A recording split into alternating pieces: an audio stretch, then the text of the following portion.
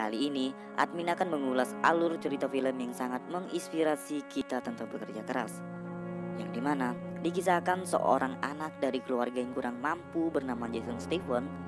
Di kala itu, Jason Stephen berumur 14 tahun dan ia harus berhenti sekolah karena faktor ekonomi di keluarganya yang kurang mampu. Dan tak disangka, di kemudian hari Jason Stephen menjadi orang terkaya di negaranya.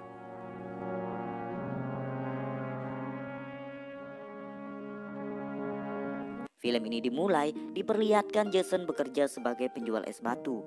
Waktu di perjalanan, Jason diejek oleh orang kaya yang memakai mobil.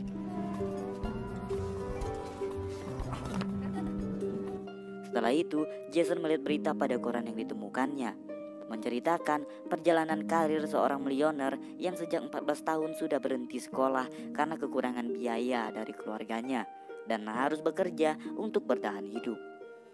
Dengan bekerja keras, saat dewasa ia menjadi seorang milioner. Melihat hal itu, Jason Stephen pun pulang ke rumahnya dan memberitahu ayahnya jika kelak ia juga akan menjadi seorang milioner. Ayahnya menjawab, "Kamu akan terus miskin dan akan terus seperti ini." Jason sedikit patah hati karena omongan ayahnya. Jason pergi ke kamar dan berpikir. Keesokan harinya, ia menemui ibunya untuk berpamitan pergi ke kota mencari pekerjaan. Jason pun memulai perjalanannya.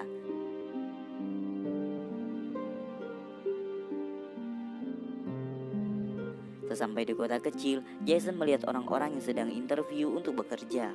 Ia pun menghampiri orang-orang tersebut. Ia pun mengangkat orang gemuk di sebelahnya untuk meyakinkan bos itu bahwa ia layak bekerja dengan tenaganya yang mampu mengangkat beban.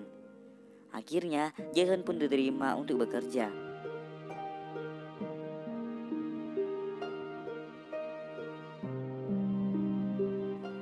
Keesokan harinya, Jason memulai pekerjaannya. Namun, karena Jason tidak pernah menancap tiang yang ia tancapkan tidak terlalu kokoh. Ia pun diajarkan oleh teman kerjanya cara menancap tiang yang baik. That's good work. Another week, you might catch up with the rest of us. Malamnya, Jason pergi menemui bosnya. Di sana, Jason menanyakan banyak hal kepada bosnya, cara menjadi orang sukses seperti dia. Bos itu memberi motivasi kepada Jason harus bekerja keras tanpa mengeluh. Jason pun menanyakan kapan ia akan digaji. Bosnya menjawab, selesai pekerjaan maka mereka akan mendapatkan gaji. Setelah itu, Jason pun kembali ke tempat tinggalnya di dekat kebun. Singkat cerita, keesokan paginya, orang-orang terbangun dan mulai pekerjaannya. Ternyata, Jason sudah mulai bekerja pada subuhnya, dan pekerjaan mereka pun terselesaikan dalam waktu singkat. Semua karyawan sangat kagum atas semangat Jason. Akhirnya, mereka pun mendapatkan gaji dan Jason menyisihkan uangnya untuk dikirim ke orang tuanya. Sesampai di kantor pos, Jason melihat kilo emas diikat pinggang salah satu orang milioner di depannya. Ia pun menanyakan apa kunci kesuksesan itu. Orang itu hanya menjawab kalau dirinya memiliki banyak tambang minyak di kota itu. Dari orang itu, Jason memiliki cita-cita yang amat besar. Dia bercita-cita suatu hari nanti dia juga mendirikan tambang yang sangat besar dan menjadi seorang milioner.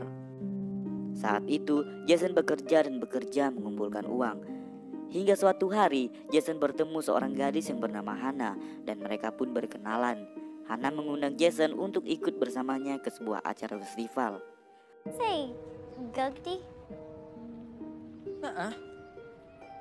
Jason pun menerima undangan Hannah.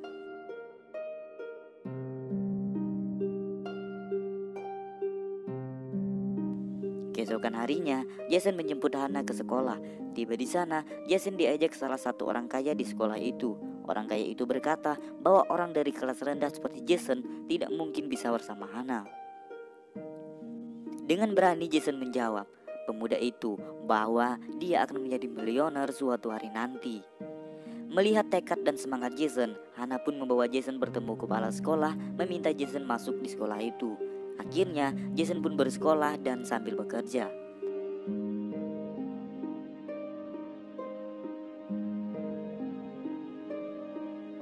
Hingga suatu saat, Jason melihat brosur pendaftaran tentara dibuka. Jason pun memutuskan untuk mendaftar dan akhirnya Jason resmi diterima menjadi tentara. Hari-hari pun dilalui Jason sebagai tentara. Kini Jason dan Hannah pun menikah.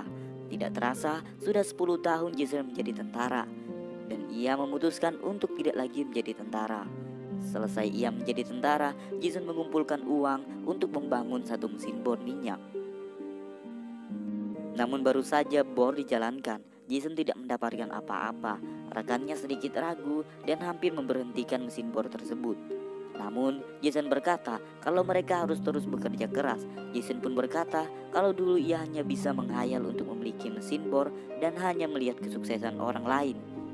Giliran kita untuk berjuang mendapatkan apa yang kita inginkan.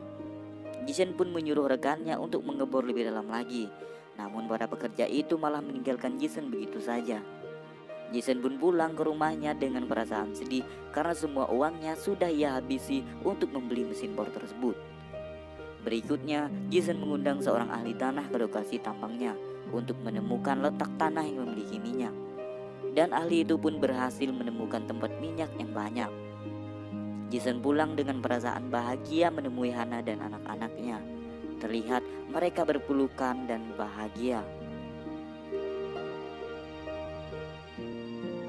Scene berpindah di lokasi pertambangannya Jason, di mana anak buahnya melaporkan bahwa per hari mereka hanya mendapatkan 500 botol minyak saja. Sedangkan perkiraan ahli, tanah itu mengandung 50 juta botol minyak secara keseluruhannya. Mendengar hal itu, si tuan tanah tempat pertambangan Jason pun meminta menaikkan harga kontrak tanah. Di sini si tuan tanah sudah menyalahi aturan kontrak sebelumnya. Jason pun memanggil seorang pengacara untuk menangani kasus itu. Dengan sekejap mata di pengadilan, si tuan tanah pun dinyatakan bersalah. Jason pun sangat bahagia mendengar kabar itu. Setelah bertahun-tahun tambang Jason berdiri, kini harta kekayaan Jason pun bertambah dan mesin bor Jason pun semakin banyak. Namun hal itu pun dirasa masih belum cukup oleh Jason. Mereka memperkirakan tanah itu di sebelah pertambangannya mengandung minyak yang sangat banyak. Namun pemilik tanah itu tidak ingin menjualkannya. Muncullah satu ide dari ahli tanah tersebut. Mereka akan membuat pipa bor yang melengkung dan menembus ke tanah tersebut. Dan mereka pun mendapatkan minyak yang sangat banyak. Selanjutnya Jason dan pengacaranya pergi untuk membeli pabrik penyaring minyak bumi dan membahas tentang perdagangan. I just hope we're not soaring off a cliff, that's all. I'm not going round and round about this anymore. Evans, right before Christmas. Yep. Let's cut to the chase. Sesampainya di sana, Jason dan pengacara itu masih menunggu keputusan dari pemilik pabrik tersebut. Hari Natal sebentar lagi tiba, namun mereka masih saja belum mendapatkan jawaban dari pemilik pabrik tersebut. Pengacara itu meminta izin kepada Jason untuk pulang dan merayakan Natal bersama keluarganya. Namun Jason tidak mengizinkannya karena menurut Jason pabrik itu sangat penting baginya. Tak disangka tepat di hari Natal pemilik pabrik pun setuju menjual pabrik itu. Saat itu juga perusahaan Jason menjadi penghasil minyak terbesar di kala itu. Dan sekarang Jason pun sudah menjadi milioner yang sebenarnya.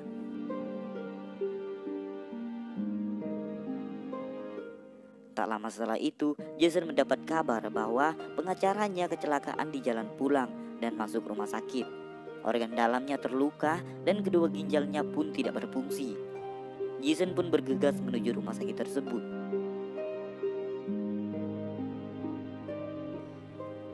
Sesampainya Jason di sana, Jason menyadari dalam perjalanan mengejar kekayaan, dia sudah kehilangan orang yang lebih berharga, yang sudah menemaninya meniti karir hingga menjadi seorang milioner.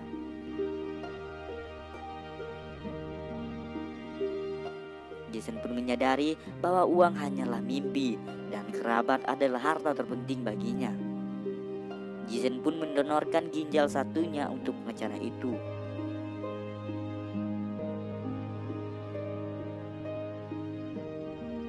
Jason pun menyumbangkan bunga perusahaannya ke organisasi amal untuk membantu orang-orang yang tidak mampu.